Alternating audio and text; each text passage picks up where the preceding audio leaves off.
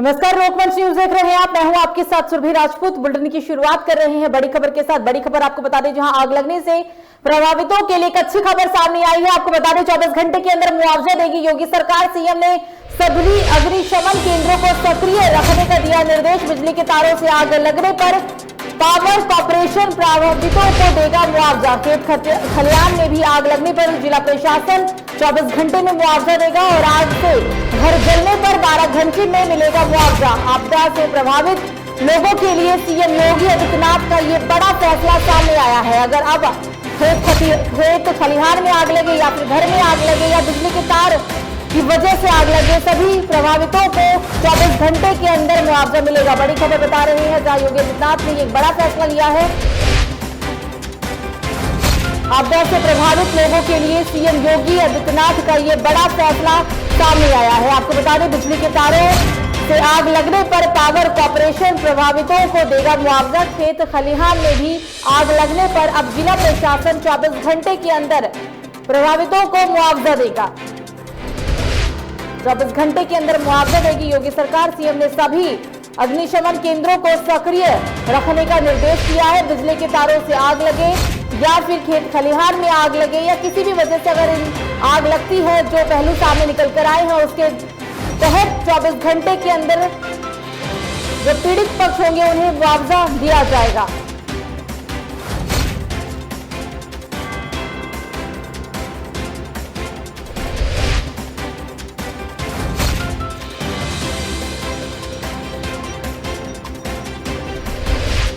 आग से अगर घर जलते हैं तो 24 घंटे के अंदर उन लोगों को मुआवजा दिया जाएगा। आपदा से प्रभावित लोगों को मुआवजा देने का फैसला किया गया है। ये फैसला सूबे के मुख्यमंत्री योगी आदित्यनाथ के द्वारा लिया गया। आपको बता दें कि अब सीएम ने सभी अग्निशमन केंद्रों को सक्रिय रखने का निर्देश दिया है।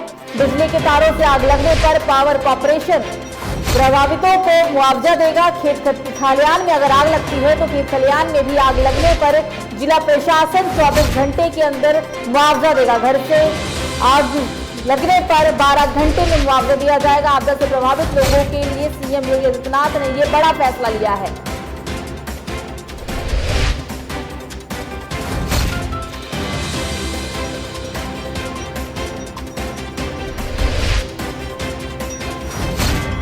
आग लगने से प्रभावितों के लिए अच्छी खबर सामने निकल कर आई है। अब सिर्फ 24 घंटे के अंदर ही अब जो योगी सरकार है वो मुआवजा देगी। आपको बता दें, कुछ दिनों से यूपी के अलग अलग जिलों से तमाम ऐसी खबरें आ रही थी आग लगने की वजह से। कहीं खेत में आग लग रही थी तो कहीं घर में। अब वजह चाहे जो भी है, 24 घंटे के अंदर मुआवजा देने का ऐलान कर दिया गया है। सीएम ने सभी अग्निशमन केंद्रों को सक्रिय रखने का निर्देश भी दिया है।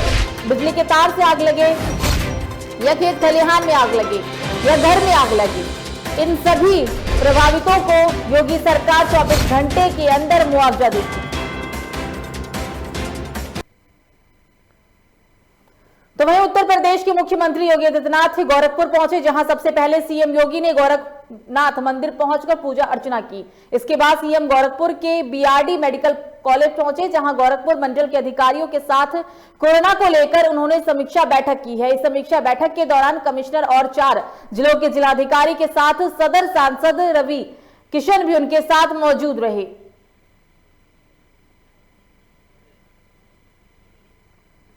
तो ये तस्वीर हम आपको यूपी के गोरखपुर की दिखा रहे हैं, जहां सूबे के मुख्यमंत्री योगी आदित्यनाथ गोरखपुर पहुंचे हैं। सबसे पहले सीएम योगी ने गोरखनाथ मंदिर पहुंचकर पूजा अर्चना की है। इसके बाद सीएम गोरखपुर के बीआरडी मेडिकल कॉलेज पहुंचे, जहां गोरखपुर मंडल के अधिकारियों ने कोरोना को लेकर एक समीक्षा बैठक भी की है। इस बैठक के दरमियान कमिश्नर और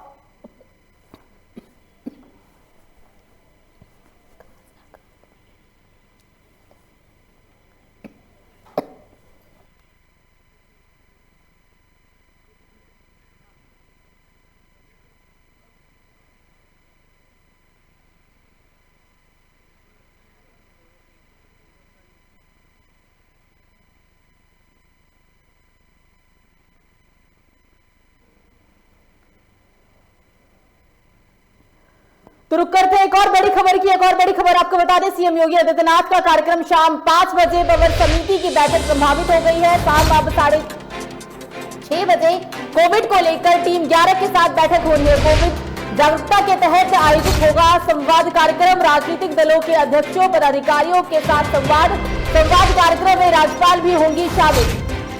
लखनऊ राजभवन में होगा संवाद कार्यक्रम। तो बड़ी खबर हम आपको बता रहे हैं, जहां सीएम योगी आदित्यनाथ का कार्यक्रम शाम 5 बजे, प्रवर समिति की बैठक संभावित अब शाम 6:30 बजे होगी। आपको बता दें, कोविड को लेकर टीम 11 के साथ ये बैठक होनी है। कोविड जागरूकता के तहत आयोजित होगा संवाद कार्यक्रम। राजनीतिक दलों के साथ अध्यक्षों पदाधिकारियों के भी संवाद कार्यक्रम में आने की खबर लगी है और साथ ही दरमियान राज्यपाल भी होंगे शामिल। और इस खबर पर ज्यादा जानकारी के लिए हमारे साथ फोन लाइन पे जुड़ गए हमारे संवाददाता आसिफ बेग। आसिफ, इस कार्यक्रम को लेकर क्या ज्यादा जानकारी है, क्योंकि अब राज्यपाल भी इस कार्यक्रम में शामिल होने वाली है?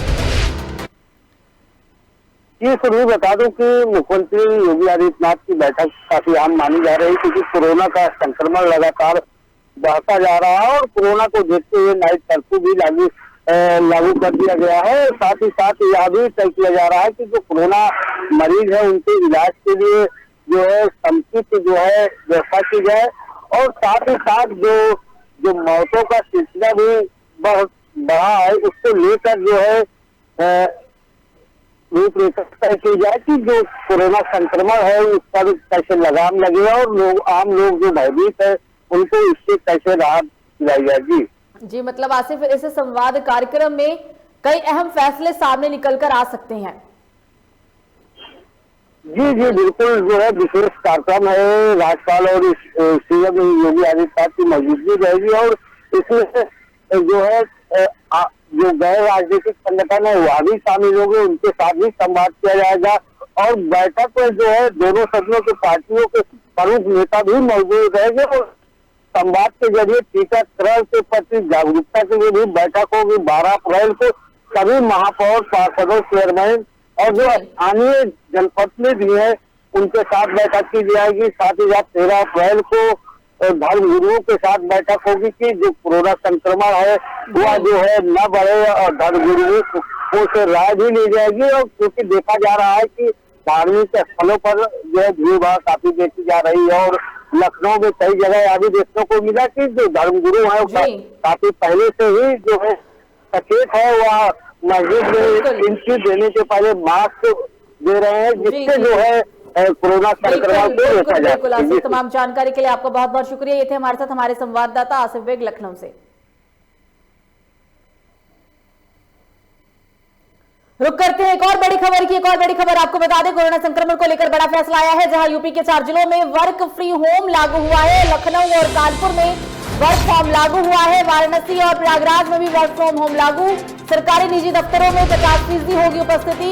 दफ्तरों में रोस्टर सिस्टम लागू। एसीएस अमित मोहन के द्वारा ये बड़ा फैसला आया है। तो बढ़ते कोरोना के प्रकोप को देखते हुए एक और अहम फैसला आपको बता दें, जहां कोरोना संक्रमण को लेकर बड़ा फैसला किया गया है। यूपी के 4 जिलों में वर्क फ्रॉम होम को लागू कर दिया गया है। लखनऊ, कानपुर, वाराणसी और प्रयागराज में वर्क फ्रॉम होम लागू होगा। सरकारी निजी दफ्तरों में भी 50% होगी उपस्थिति और दफ्तरों में रोस्टर सिस्टम होगा लागू। पूरे देश में संक्रमण का आंकड़ा बढ़ता जा रहा है और इसी संक्रमण के आंकड़े को बढ़ते हुए ये 4 जिलों में वर्क फ्रॉम होम लागू कर दिया गया है।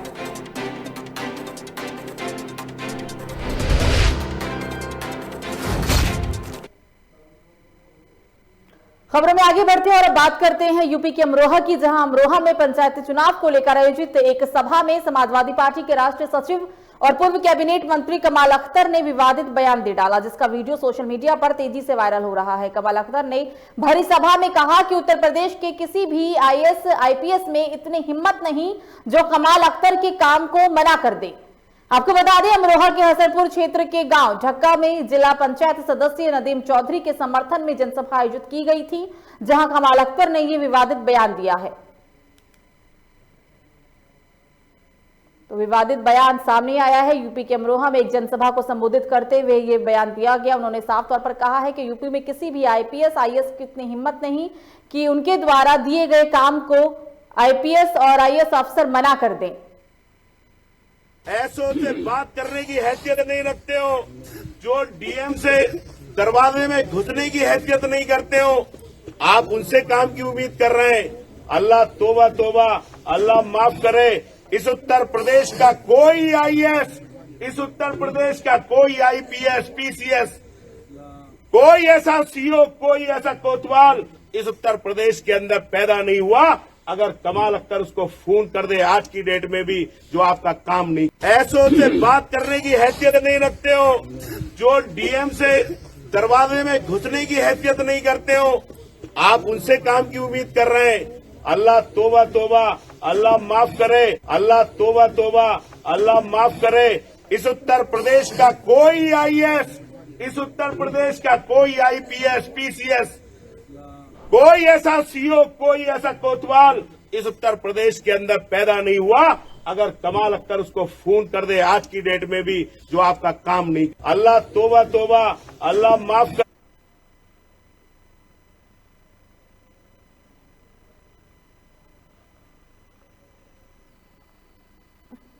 और इस खबर पर ज्यादा जानकारी के लिए हमारे साथ फोन लाइन पर जुड़ गए हमारे संवाददाता इकबाल। ही विवादित बयान दिया गया और इस बयान में साफ तौर पर कहा गया कि यूपी में किसी आईपीएस या आईएएस की हिम्मत नहीं है जो उनके काम को मना कर दे।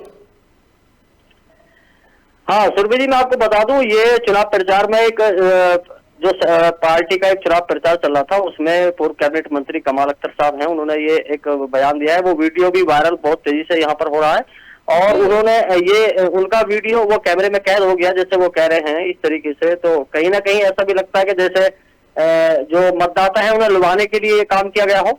और सबसे अहम ये भी बात है क्या, जो वार्ड जो यहाँ पर जिला पंचायत जो सदस्य के रूप में जो प्रत्याशी लड़े, उन्हीं का अपनी पार्टी का प्रचार करने के लिए गए थे, उन्होंने उसी समय ये शब्द बोला और काफी लोगों ने उसकी निंदा भी की कि ऐसा नहीं बोलना चाहिए था।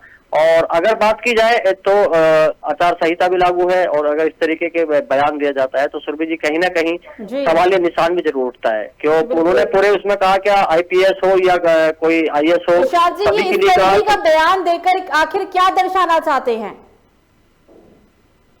सुरभि जी, ये तो बिल्कुल इस बयान को देने से बिल्कुल स्पष्ट जाहिर होता है क्या कहीं ना कहीं मतदाताओं को लुभाने का मामला सामने आता है क्या, इस तरीके का बयान दे देना और जिससे मतदाता उनकी तरफ अपना रुख बदल लें।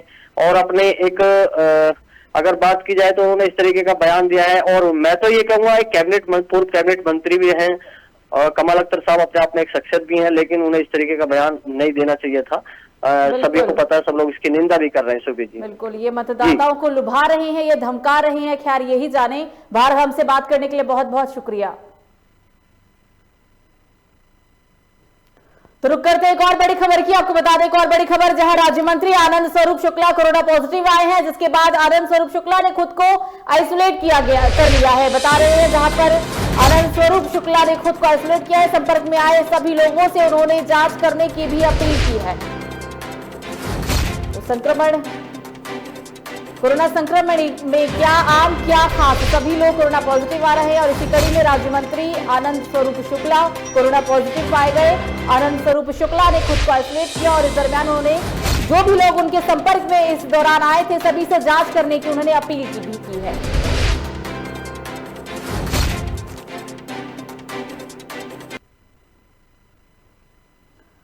लखनऊ में पूर्व लोकसभा प्रत्याशी और आम आदमी पार्टी के नेता शकील अहमद ने बीजेपी सरकार पर जमकर निशाना साधा है। उन्होंने कहा है कि सरकार में जनता त्रस्त हो चुकी है, जिसका 2022 के चुनाव में जनता मुंहतोड़ जवाब देगी। लोकमंच से खास बातचीत में शकील अहमद ने हमारे संवाददाता आसिफ बेग के साथ कई पहलुओं पर चर्चा की है। आप भी देखिए ये बातचीत। मोदी जी बेच रहे हैं, जबकि नरेंद्र मोदी जी का भाषण अगर आप सुनिए 2014 में, तो उन्होंने कहा था कि मैं देश नहीं बिकने दूंगा। आज वही पूरे देश को, जितनी नवरत्न कंपनियां हैं, अपने प्राइवेट मित्रों को, अपने साथियों को जो कारोबार प्राइवेट करते हैं, बिजनेस करते हैं, उनके द्वारा उसको बिचवा दे रहे हैं। ये इस देश के जनता के साथ धोखा हो रहा है। क्या लग रहा है कि 2022 का जो चुनाव आएगा भाजपा के विरोध में रहेगा या पक्ष में? नहीं, 100% भाजपा के विरोध में रहेगा। इसलिए भाजपा के विरोध में रहेगा कि एक तो उन्होंने विकास नहीं किया, दूसरे इन्होंने कहा था कि 2 करोड़ प्रति वर्ष हम नौकरी देंगे। मुझे लगता है कि 2 करोड़ प्रति वर्ष नौकरी जा रही है। इन्होंने कहा था कि हम किसानों को दूना मुआवजा देंगे, दूनी आय बढ़वा देंगे। किसान आंदोलन जिस तरीके से हिंदुस्तान में चल रहा है, इसको सही मायने में लोग दिखा नहीं रहे हैं। वरना ये किसान आंदोलन इस वक्त इस हिंदुस्तान में बहुत व्यापक रूप ले चुका है और किसान हमारे भाई जो हैं, वो जो हमारे अन्नदाता हैं, उनके साथ अन्याय किया जा रहा है। ये अजीबोगरीब बात है, अजीब विडम्बना है कि जिस व्यक्ति के लिए आप काम कर रहे हैं, आप कहते हैं कि मैं आपकी भलाई की बात कर रहा हूं, वही व्यक्ति कहता है कि आप मेरी भलाई की बात नहीं कर रहे हैं, आप मेरे खिलाफ काम कर रहे हैं। आपने जो कानून बनाया तीनों, जो आपने कॉन्ट्रैक्ट फार्मिंग की बात कही, आपने जो कानून हमारे लिए बनाया है वो सब मेरे खिलाफ जा रहा है।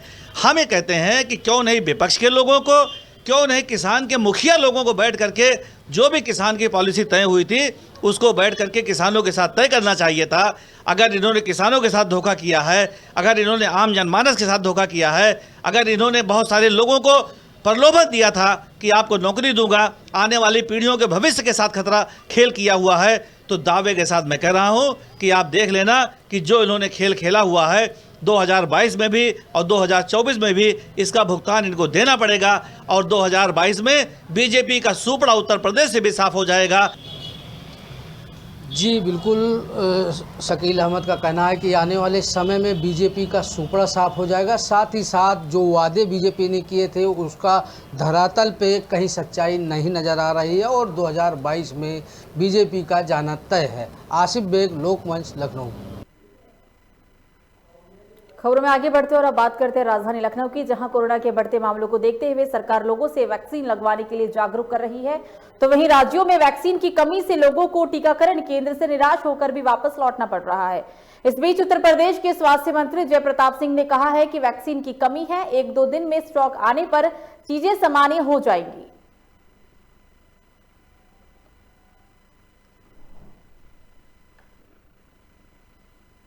ये अभी फिलहाल 2-3 दिन की बात खली थी। अब हमारा जो 11 से 14 एक विशेष अभियान चलेगा टीकाकरण का।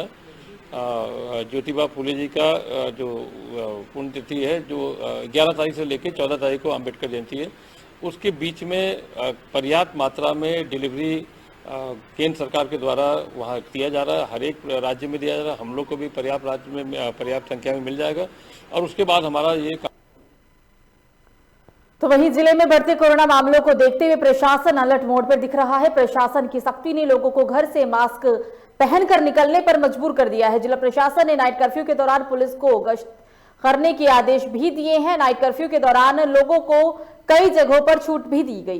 प्रशासन ने बस स्टैंड और रेलवे स्टेशन पर लोगों के आवागमन जारी रखने के फैसले के साथ साथ जिन स्थानों में रात्रिकालीन शिफ्ट में काम होता है उनके कर्मचारियों को आने जाने की अनुमति दे दी है।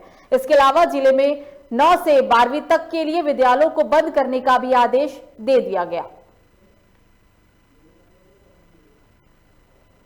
पहला दिन में थोड़ी सी प्रॉब्लम भी आती है, लोग उतना ज़्यादा अच्छा सा पालन भी नहीं करते हैं। फर्स्ट दिन थोड़ी सी दिक्कत होती है, तो हम लोग यहाँ झांसी के लाइट चौराहे पे इकट्ठा हैं और अभी पैदल मार्च करते हुए जो भी व्यापारी भाई दुकान खोले होंगे उन्हें प्यार से समझा बुझा के दुकानें बंद कराई जाएंगी। और साथ ही साथ गाड़ियों से, जो 4 व्हीलर गाड़ियाँ हैं, उसके माइक से भी हम लोग अनाउंस करेंगे कि कल से जो है इसका पालन करें और 9 बजे दुकानें बंद कर दें। अयोध्या जिले की रुदौली मंडी समिति में लगने वाली सब्जी मंडी भीड़ में रुकने का नाम नहीं ले रही है। सोशल डिस्टेंसिंग का भी सब्जी मंडी में जमकर उल्लंघन हो रहा है। यहाँ तक कि लोग मास्क लगाकर भी नहीं सब्जी मंडी में पहुंच रहे हैं।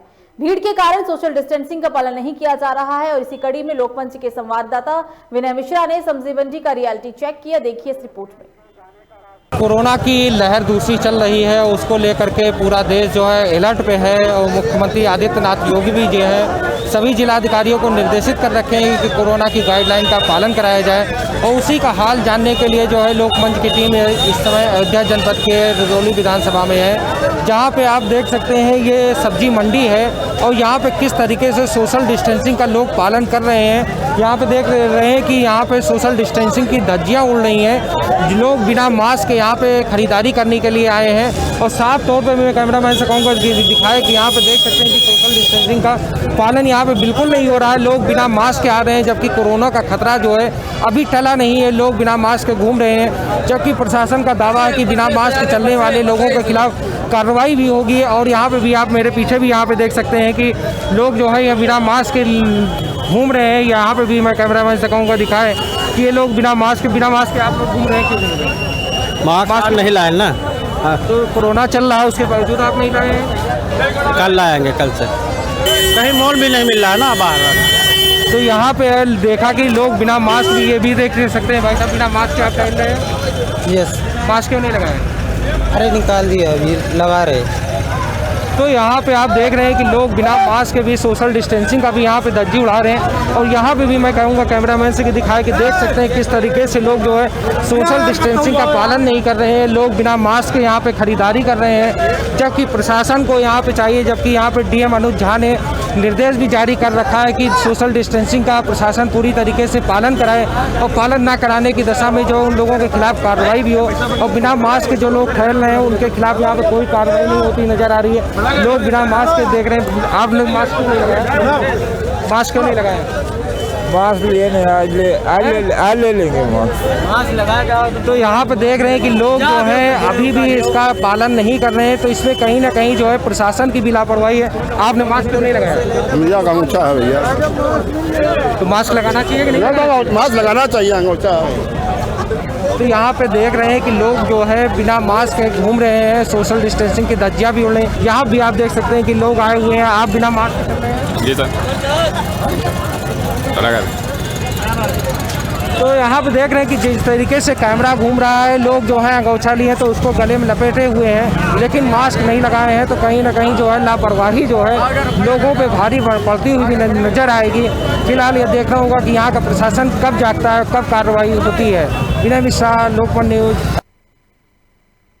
पूरे देश में संक्रमण का आंकड़ा तेजी से बढ़ रहा है और इसी कड़ी में अस्पताल में हजारों लोग भर्ती भी हो रहे हैं। आपको बता दें, इस दौरान कुछ अस्पतालों से लापरवाही की खबर सामने आ रही है। ऐसे ही एक मामला लखनऊ से देखने को मिला, जहां कोरोना पेशेंट की मौत के बाद गुस्साए परिजनों ने डॉक्टरों के साथ मारपीट कर ट्रॉमा सेंटर में जमकर तोड़फोड़ की है। परिजनों का आरोप था कि डॉक्टर की लापरवाही के चलते महिला की मौत हो गई। परिजनों ने यह भी कहा है कि डॉक्टर 2 दिन से चेकअप के लिए नहीं आ रही थी, जिसकी वजह से महिला की मृत्यु हो गई है। ट्रॉमा सेंटर में तोड़फोड़ की सूचना मिलने के बाद पुलिस मौके पर पहुंची और कार्रवाई में पुलिस अब जुटी हुई है। खबर यूपी के चंदौली से है, जहां किसान नेता राकेश टिकैत ने किसान महापंचायत किया है और पूर्वांचल के किसानों से कहा है कि वो आंदोलन का नया फ्रंट प्रधानमंत्री के सदस्यीय क्षेत्र वाराणसी को बनाए और एमएसपी पर अपनी उपज का माल पीएम के संसदीय कार्यालय में ले जाकर बेचे, और अगर ना बिके तो वाराणसी को भी दिल्ली जैसे आंदोलन के जरिए ब्लॉक कर पूर्वांचल में नया फ्रंट तैयार कर दो। उन्होंने ये भी कहा कि सरकार अपने काले कानून को जब तक वापस नहीं ले लेती, हम लगातार दिल्ली में आंदोलन जारी रखेंगे, जिसके लिए लगातार हम भ्रमण भी कर रहे हैं। आंदोलन को कुचलने के लिए कोरोना जैसा भ्रम फैलाया जा रहा है, जिससे शाहीन बाग की तरह इस आंदोलन को भी कुचला जा सके। उद्देश्य तो यह है कि भाई यानी कि फसलों का रेट मिले, जो 3 कानून भारत सरकार ने बनाए हैं वे वापसी हो, एमएसपी पे कानून बने, दूध का जो एग्रीमेंट कर रहे हैं वो कैंसिल हो, बिजली वाले हैं, सीड वाले हैं, बहुत मुद्दे हैं। इसके लिए यहाँ पाए किसान जागरूक हो और अपने हकों की लड़ाई के लिए तैयार रहें। किसान रणनीति रहेगी, आंदोलन चलेगा जब तक भारत सरकार बातचीत नहीं करती, कानून वापसी नहीं देती, एमएसपी पे गारंटीड कानून नहीं बनाती, ये आंदोलन जारी रहेगा। तो यूपी में पंचायत चुनाव का बिगुल बज चुका है। प्रत्याशी जीत के लिए घर घर जाकर लोगों से समर्थन मांग रहे हैं। चाय की दुकान पर भी पंचायत चुनाव की चर्चा शुरू हो गई है। इस बार जनता का क्या मूड है, इसे जानने के लिए लोकमंच न्यूज टीम बंधुआ कला ग्राम पहुंची, जहां पर लोकमंच टीम ने मतदाताओं की नब्ज टटोली, जिसके बाद मतदाताओं ने कहा कि उन्हें हर सुख दुख में खड़ा रहने वाला और विकास करने वाला जनप्रतिनिधि चाहिए। आइए आपको भी सुनाते हैं मतदाताओं का क्या कहना है। चाय की दुकानों पर पंचायत चुनाव की चर्चा शुरू हो गई। हम इस वक्त मौजूद है बंधुआ कला में, जहां पर चाय की दुकान पर मौजूद हैं और जानने की कोशिश करते हैं कि जो आम मतदाता है उसका मूड क्या है। हमारे साथ मौजूद है, क्या नाम है आपका? सोहराब खान। क्या लग रहा है, कैसा प्रधान चाहिए? हमको तो बहुत ऑनेस्ट प्रधान चाहिए, जो सबकी सुने, सबकी जाने और हमारे गांव सभा का पूरा विकास करे। उसी प्रधान को हम लोग चयनित करना चाह रहे हैं। और भी लोग मौजूद हैं जिनसे बात करते हैं कि किस तरह का प्रधान चाहिए आपको? हमको तो यही प्रधान चाहिए भैया, जो गांव का विकास हो, कोई दिक्कत हो, शादी ब्याह गरीबों का हेल्प हो, ऐसे ही प्रधान को हम चुन रहे हैं। ठीक है भैया, और शायद जुनैद भाई के अंदर इसी खासियत दिखाई दी जा रही है। हाँ, ऐसे रहेगा तो एक तरफा जो जुनैद भाई को हम लोग चुनेंगे। और भी लोग हैं जिनसे बात करते हैं। तो क्या लग रहा है, जो पिछली बार विकास हुआ था कि नहीं, इस बार क्या रहेगा? आप प्रत्याशी भी हैं जी, तो क्या लक्ष्य है आपका? मेरा लक्ष्य है कि जो भी सरकार की महत्वाकांक्षी योजनाएं हैं वो गरीबों मजलूमों तक पहुंचाई जाए और निष्पक्ष सबके सुख दुख में मैं हमेशा रात दिन 24 विदिन आवर्स जो है मैं उनके सुख दुख में उनके साथ खड़ा रहूं, ढाल बन के अपने गांव अपने समाज के लिए एक बेहतर सच और शिक्षित ग्राम सभा बनाने का मैं कार्य करूंगा। जो भी नाली खड़ंजा और सरकार की जो भी योजनाएं हैं उनको मैं गरीबों तक पहुंचाने का ज़्यादा से ज़्यादा कार्य करने की कोशिश करूंगा। कहते हैं चुनाव जीतने के बाद लोग भूल जाते हैं अपना वादा, क्या नहीं? मैं 2010 में भी मैंने चुनाव लड़ा था और मैं 10 साल से लगभग अपने आवाम के बीच में ही रहा हूँ। इसी वजह से जो है आज मुझको ये रिस्पांस आवाम की तरफ से मिल रहा है और मुझे ये उम्मीद है कि आने वाला चुनाव जो है 2021 का वो मैं ग्राम सभा बंधुआ कला का मैं प्रधान हूँगा। जी बिल्कुल, जिस तरह से चुनाव चर्चा हो रही, चाय की दुकानें पर प्रत्याशी भी तमाम दावे कर रहे हैं और आम लोगों को यह उम्मीद है कि उनका प्रधान विकास करे और जो है उनके हर सुख दुख में खड़ा रहे। यही उम्मीद जो है आम मतदाता जता रहे हैं। आसिफ बेग, लोकमंच, लखनऊ।